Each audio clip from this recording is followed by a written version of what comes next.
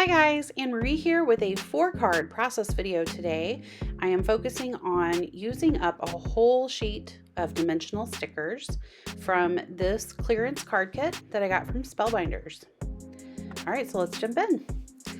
So I started with this kit from Spellbinders. This is Damask Daydream. It was clearanced during their last big July sale. It might still be clearanced, I'm not sure, but it was half price. So normally to non-club members, their clubs are like $54 and something, or $55, and on clearance it was $27.50. And for that price, I think this is a great and amazing value, and I'm willing to pull a trigger on that price. I'm cheap and otherwise don't buy these card kits, which works for me because I don't have time to use them all up. Like I've got 4 others of these clearance card kits in my stash that I've already made lots of cards from and can still make dozens more. So it kind of works that I only buy these when they're clearanced out because I can get so many cards from them.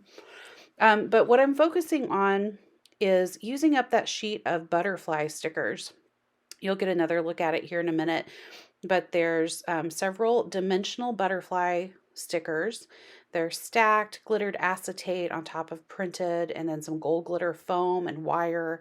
They're very detailed and just gorgeous. And these are the type of thing that I could see myself just hoarding forever and never ever using.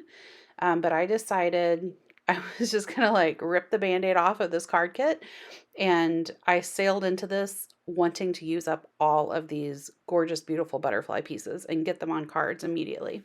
It's just a little unlike me, but it was really kind of freeing. Comment below if you're like which way are you? Do you prefer to hoard this kind of stuff and use it very sparingly, or do you just like to jump in and go crazy? Because again, I don't normally do this, so it was kind of fun. All right, so I'm also, I had received a bunch of embossing folders. I ordered them during a Sizzix sale going on around the same time.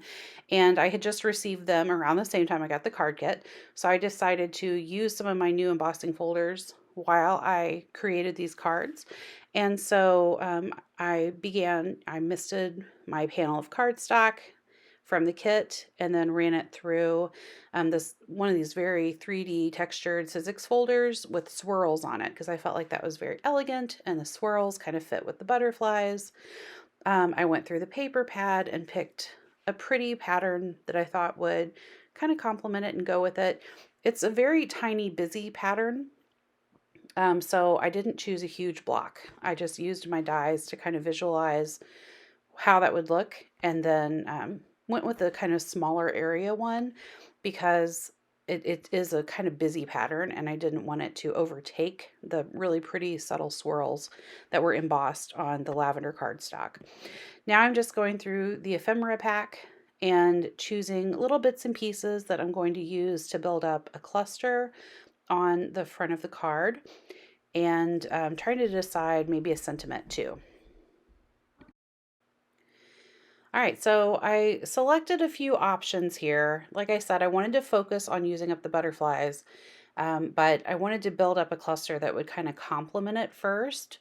And I really wanted to use some of the really pretty florals that came with this, but it just kind of ended up being too much. So I'm starting with some things that I want to be pretty flat. So I'm using the adhesive that came with it. So I'm adhering like the bottom of that card with flat adhesive, but then I'm using some of the foam adhesive just to pop the top of it up a little bit to add a little extra dimension. And then I'm just going to build kind of around it. And I did manage to use one of the really pretty florals. And then I also used a few things with metallic touches.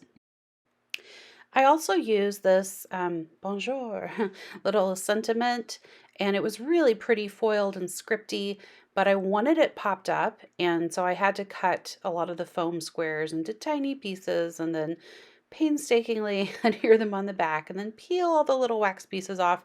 And that was kind of tedious, but I really loved the effect.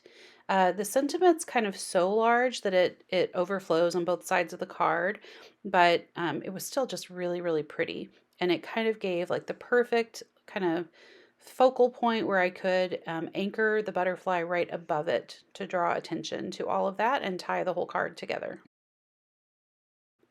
So now I'm just going to add some little gems for some finishing touches, and that is card 1 complete.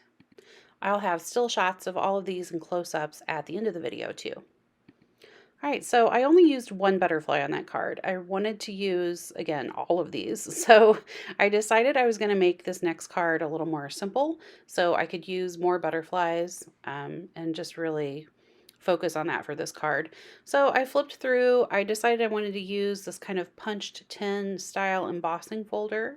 And I was going to use it with metallic cardstock. So I wanted to find something that could be kind of big enough or busy enough to support that, because I wanted to only use part of the embossing folder. So I knew it was going to be a small portion that was going to be embossed, and I wanted some pattern that could kind of stand up and support that, or give enough visual interest to kind of, I don't know, support it correctly. So I ended up actually using the exact same style of paper because this 6x6 paper pad includes 2 of each pattern. So it's kind of a really pretty paisley, and I just wallpapered the background and then added my embossing. So then it was just a matter of adding the butterflies and selecting ones that kind of went with the colors in the pattern paper. Fortunately, again, this was a great one for this because it had a lot going on in the paper.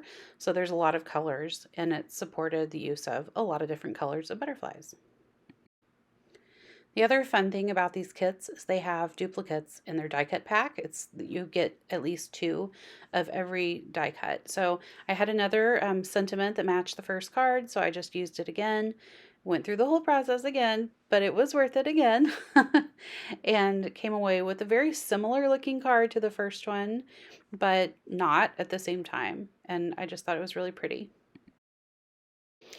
All right, so on to card number 3. I decided to use kind of the same formula. It's kind of like each one of these cards just built off the next. So I went ahead and selected my next embossing folder to use, and I'm going to emboss a panel that I will then mount on pattern paper that I've wallpapered onto it. And I'm setting out my butterflies so I can choose a piece of paper that goes really well with at least 3 of these butterflies. So I settled on this really pretty paper that is not metallic or foiled, but just because of the play of light on the design, it looks foiled. It's really a neat effect. And I'm just going to use that for my background. So I went through my die cut pack again just to see if there's anything I could kind of build on, but I wanted to keep it simple since I was using all the butterflies. And so I ended up just die cutting my own label out of some scrap white cardstock, and then I'm going to mount a really pretty glittery gold hello across the top. And I wanted to add a little extra adhesive to this, so I used my matte medium, which if it squishes out, it's supposed to like not leave a glossy halo, but I still prefer to get as much of it up as I can. So that was what I was using my paper piercer there for, was to get the extra glue that squished out and scoop it up a little bit. And then I'm going to scatter my butterflies to finish card number 3. All right, so that left me with 1 butterfly sticker. So I found some blush cardstock from the kit, and I decided this time to actually use an embossing folder I already had in my stash. It's a butterfly embossing folder. We'll just go whole ham on that, right? And embossed my panel, and then went on to the embellishing. I really enjoyed using a lot of color on these cards, but when it came to this last one, I really wanted to keep it simple and decided to go with just monochromatic. So just the blush pink and a lot of neutrals, white and gold. So I chose a size and a kind of neutral paper. It's this really pretty foil scripty letters. Die cut that and inked it and mounted it. And then I'm going to add just a little bit of an embellishment cluster. Again, I just wanted to keep it simple, so I only chose a few die cuts that were either white or gold or that blush pink. I chose a love sentiment and decided this would be a pretty wedding card. I have a wedding I'm going to this fall that uses these colors, and so it just seemed like perfect timing and everything else. So I went ahead and selected my die cuts, inked them up, and built my cluster. The side view of this butterfly, it's kind of like it's, alighting upon a flower or something, right? So I set it off to the side a little bit of the sentiment, like it was just landing on top. And then decided to add some really pretty pearls, flat back pearls that I've had in my stash for probably a decade or more, but they're really dimensional. And so since I'd already decided I'm making this for a wedding, I thought this was the perfect opportunity to use them. And it would, since I could, hand deliver the card, and it would add a little bit more elegance to the card, and it fit the monochromatic color scheme I was going for.